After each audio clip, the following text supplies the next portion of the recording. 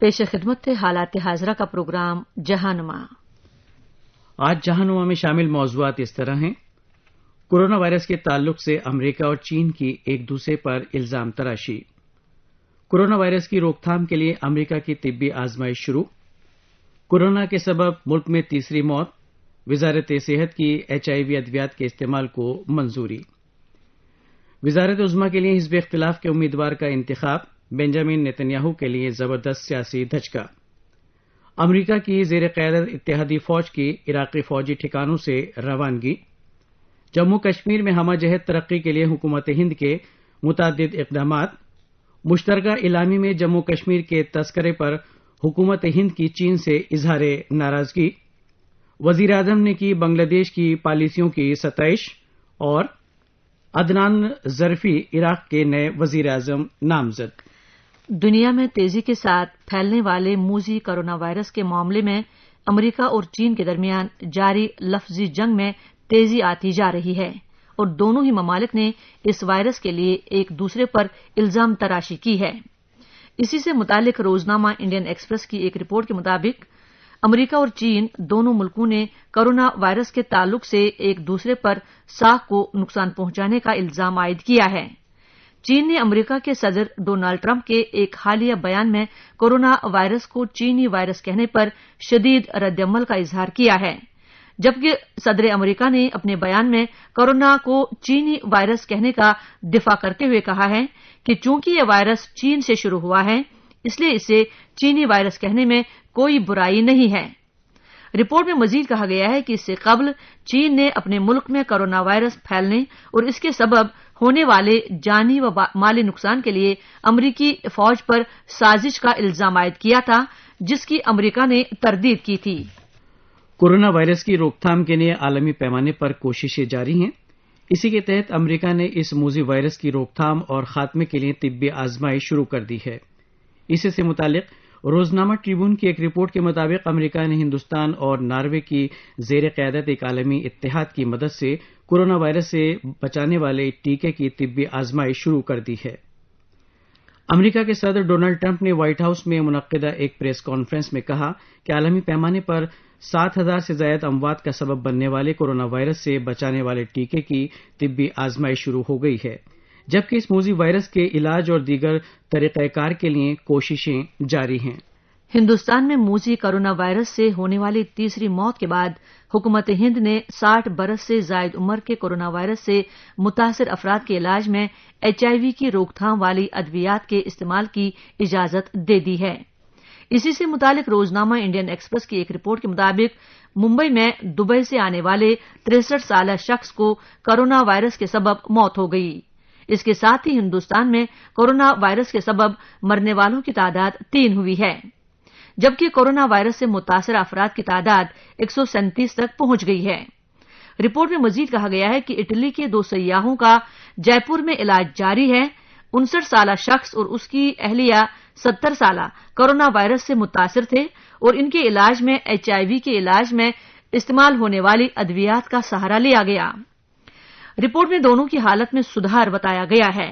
Report میں مزید کہا گیا ہے کہ مرکزی وزارت برائے صحت نے 60 برس کے زائد عمر کے مریضوں کے علاج میں طبی صورتحال کے اعتبار سے HIV کی روک تھام والی دواؤں کو استعمال کرنے کی اجازت دے دی ہے۔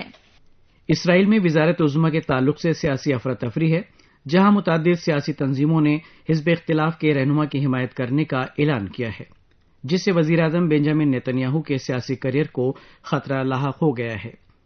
اس سلسلے میں روزنامہ اسٹیٹسمین نے بنجامن نیتن یاہو کے سیاسی کیریئر کے خاتمے پر اداریہ تحریر کیا ہے۔ اداریے میں اسرائیل کی وزارت عظمیٰ کے لیے حزب اختلاف کے بینی گینٹس کے انتخاب کو بنجامن نیتن یاہو کی زبردست سیاسی شکست سے تعبیر کیا ہے۔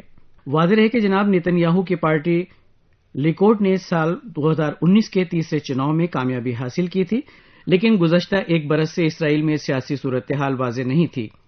اسرائیل کے صدر نے ملک میں حکومت کے قیام کے لیے کئی مرتبہ دونوں دعوے داروں بنجامن نیتن یاہو اور بینی گینٹس سے باہمی رضامندی سے معاملے کے حل کے لیے کہا، لیکن اس میں کامیابی نہیں مل سکی۔ رپورٹ میں کہا گیا کہ بینی گینٹس کے انتخاب سے بنجامن نیتن یاہو کو ایک زبردست سیاسی دھچکا لگا ہے۔ امریکہ کی زیر قیادت اتحادی فوجوں نے عراق کے اپنے متعدد ٹھکانوں سے انخلا کا عمل شروع کر دیا ہے۔ اسی سے متعلق روزنامہ ایشین ایج کی ایک رپورٹ کے مطابق عراق میں امریکہ کی زیر قیادت اتحادی فوج کی ازسر-نو تعیناتی کا فیصلہ کیا گیا ہے، جس کے تحت عراق کے فوجی ٹھکانوں سے اتحادی فوج کو عراق سے باہر تعینات کیا جائے گا۔ اتحادی فوج والے ایک فوجی ٹھکانے پر راکٹ سے حملے کے چند گھنٹوں بعد اتحادی فوج کی ازسر-نو تعیناتی کا اعلان منظر عام پر آیا۔ اس سلسلے میں شام کی سرحد سے متصل مغربی عراقی فوجی ٹھکانے کیمپ سے اتحادی فوج کی منتقلی کا عمل شروع ہو گیا ہے۔ اس فوجی ٹھکانے پر ایک منتقلی تقریب بھی منعقد کی گئی، جس میں اتحادی فوج نے اس فوجی ٹھکانے کو عراقی فوج کے سپرد کیا۔ رپورٹ میں ذرائع کے حوالے سے اس فیصلے کو تاریخی قرار دیتے ہوئے مزید کہا گیا ہے کہ کیمپ فوجی ٹھکانے سے اتحادی فوج کے تقریباً 300 اہلکار روانہ ہو گئے ہیں۔ حکومت ہند نے مرکز کے زیر انتظام علاقے جموں کشمیر میں معاشی ترقی سمیت ہمہ جہت ترقی کے لیے کوششیں تیز کر دی ہیں اور جموں کشمیر کے صنعت کاروں کو صنعت لگانے کے لیے علاقے کی 15,000 ہیکٹیئر اراضی پیش کرنے کا فیصلہ کیا ہے۔ اسی سے متعلق روزنامہ ٹائمز آف انڈیا کی ایک رپورٹ کے مطابق مرکزی وزیر داخلہ امت شاہ اور وزیر مالیات نرملا سیتا رمن نے جموں کشمیر کے مختلف معاشی زمروں کے نمائندوں کو ہمہ جہت ترقی میں مرکزی حکومت کی جانب سے بھرپور تعاون کا یقین دلایا۔ رپورٹ کے مطابق مرکزی حکومت کے ذریعے صنعتوں کے قیام کے لیے 15,000 ہیکٹیئر اراضی کی فراہمی سے جموں کشمیر کو نہ صرف ملک کی دیگر ریاستوں کے برابر آنے کا موقع ملے گا بلکہ اس سے جموں کشمیر میں ملازمت اور روزگار کے مواقع بھی فراہم ہوں گے۔ جناب امت شاہ اور محترمہ نرملا سیتا رمن نے جموں کشمیر کے نمائندوں کی شکایت اور سفارش کو بغور سنا اور نمائندوں کو آنے والے دنوں میں جموں کشمیر میں سرمایہ کاری سے متعلق اقدامات کرنے کا بھی یقین دلایا۔ حکومت ہند نے جموں کشمیر کو ہندوستان کا اٹوٹ حصہ قرار دیتے ہوئے چین اور پاکستان کے درمیان مشترکہ اعلامیے میں جموں کشمیر کے تذکرے پر شدید رد عمل ظاہر کیا ہے۔ اسی سے متعلق روزنامہ ٹائمز آف انڈیا کی ایک رپورٹ میں وزارت خارجہ کے ترجمان رویش کمار کے حوالے سے کہا گیا ہے کہ ہندوستان دیگر ممالک کا احترام کرتا ہے اور چاہتا ہے کہ دیگر ممالک بھی اسی طرح کا رویہ اختیار کریں۔ جناب رویش کمار نے کہا کہ چین کو ہندوستان کے اندرونی معاملات، خود مختاری اور علاقائی یکجہتی پر تبصرے سے گریز کرنا چاہیے۔ واضح رہے کہ پاکستان کے صدر عارف الوی کے حالیہ دورہ چین کے دوران مشترکہ اعلامیے میں جموں کشمیر کا تذکرہ کیا گیا تھا۔ رپورٹ میں مزید کہا گیا ہے کہ چین سمیت تمام ممالک کو ہندوستان کے اندرونی معاملات میں مداخلت کا کوئی حق نہیں ہے۔ ہندوستان نے بنگلہ دیش کے بانی شیخ مجیب الرحمان کے یوم پیدائش کی تقریب کے موقع پر شمولی اور معاشی ترقی کے لیے بنگلہ دیش کی پالیسیوں کی ستائش کی ہے۔ اسی سے متعلق روزنامہ ہندوستان ٹائمز کی ایک رپورٹ کے مطابق وزیر اعظم نریندر مودی نے اس موقع پر ایک ویڈیو پیغام میں کہا کہ بنگلہ دیش نے سماجی اور معاشی ترقی میں نئے سنگ میل قائم کیے ہیں۔ انہوں نے اس پیغام میں پاکستان کا نام لیے بغیر کہا کہ ہم سب کو اس کا بخوبی علم ہے کہ کسی طرح سے سماج اور ملک کو تباہ کرتے ہوئے دہشت گردی اور تشدد کو ہتھیار بنایا جا رہا ہے۔ دنیا گواہ ہے کہ دہشت گردی کی حمایت کرنے والے ملک کا کیا حال ہے، جبکہ بنگلہ دیش نے اپنی بہترین پالیسیوں سے ترقی کی نئی بلندیوں کو چھو لیا ہے۔ اپنے پیغام میں وزیر اعظم نے مزید کہا کہ ہندوستان اور بنگلہ دیش نے گزشتہ 5-6 برسوں کے دوران باہمی تعلقات میں زبردست پیش قدمی کی ہے۔ امریکہ کے ساتھ خوشگوار تعلقات رکھنے والے معتدل شیعہ رہنما عدنان ظرفی کو عراق کا نامزد وزیر اعظم بنایا گیا ہے۔ اسی سے متعلق روزنامہ پائنیئر کی ایک رپورٹ کے مطابق اس سال عراق کے دوسرے نامزد وزیر اعظم عدنان ظرفی کو سلامتی اور خدمات عامہ پر خصوصی توجہ کے لیے احترام کی نگاہ سے دیکھا جاتا ہے۔ تاہم امریکہ کے ساتھ قریبی تعلقات کے لیے چند گروپ ان سے نالاں بھی رہتے ہیں۔ 54 سالہ عدنان ظرفی مذہبی علوم میں ڈگری یافتہ ہیں اور عراق کے سابق آمر صدام حسین کی کٹر مخالف دعوت پارٹی کے ایک عرصے تک ممبر رہے ہیں۔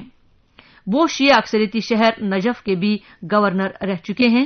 رپورٹ میں مزید کہا گیا ہے کہ سال 1991 میں صدام حسین کے خلاف ناکام بغاوت کے بعد وہ سعودی عرب فرار ہو گئے تھے اور وہاں سے امریکہ چلے گئے تھے۔ سال 2003 میں امریکہ کی زیر قیادت عراق پر فوجی جارحیت کے بعد وہ عراق واپس آ گئی تھے۔ ابھی آپ سن رہے تھے حالات حاضرہ کا پروگرام جہاں نما۔